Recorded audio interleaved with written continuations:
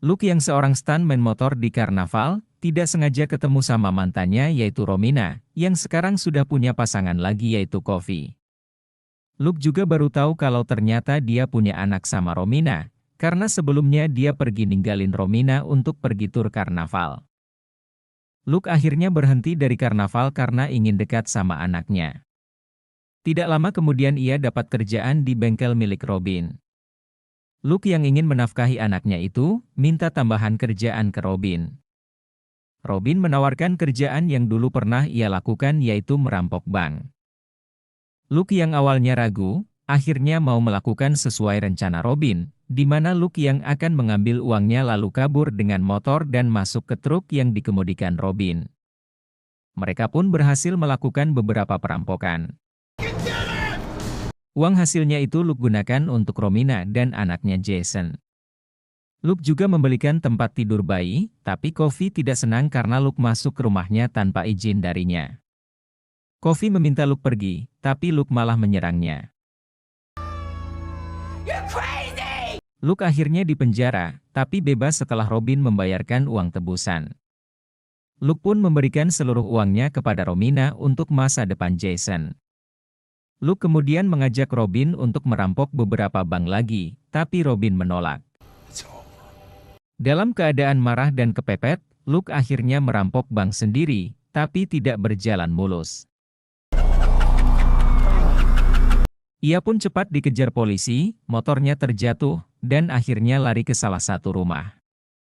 Tahu dirinya terpojok, ia menelpon Romina dan memintanya untuk tidak menceritakan tentang dia ke Jason. Avery Cross, polisi yang mengejar Luke kemudian mendobrak pintu dan menembak Luke. Luke menembak balik dan mengenai kaki Avery sebelum akhirnya ia terjatuh dari jendela dan meninggal. Avery dinyatakan sebagai pahlawan atas kejadian itu karena dianggap berhasil mengalahkan penjahat. Tapi ia juga sempat berbohong kepada investigator kasus itu bahwa Luke menembaknya terlebih dulu. Avery yang masih belum kembali bertugas diajak teman-teman polisinya yang korup untuk mengunjungi rumah Romina dan secara tidak formal menyita uang hasil rampokan bank yang pernah Luke berikan kepada Romina. Not bad, huh? Avery kemudian mengembalikan uang itu ke Romina, tapi ditolak. Ia pun menyerahkan uang itu ke pimpinannya untuk melaporkan adanya korupsi, yang ternyata pimpinannya itu juga terlibat. Khawatir akan keselamatannya, ia pun melaporkan kasus ini ke jaksa wilayah. Ia berhasil merekam kegiatan ilegal lain yang dilakukan temannya, dan sebagai ganti ia meminta posisi asisten jaksa wilayah.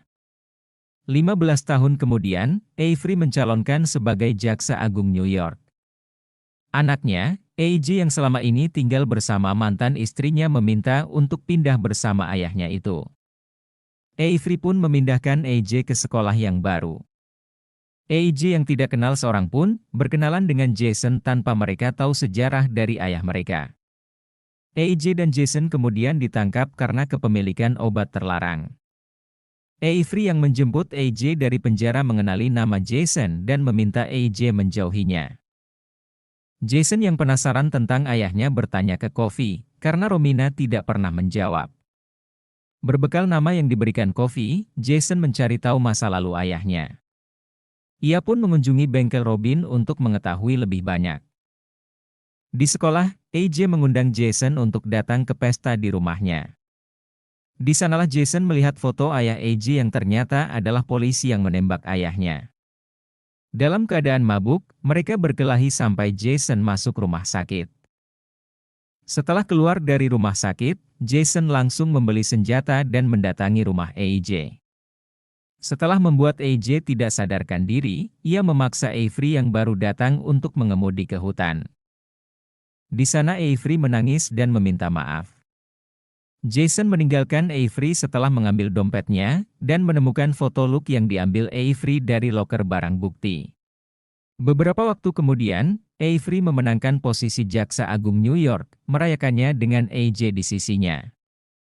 Romina menerima sebuah amplop yang ditujukan kepada ibu, berisi fotonya bersama Luke dan Jason kecil. Sementara Jason membeli sepeda motor dan pergi.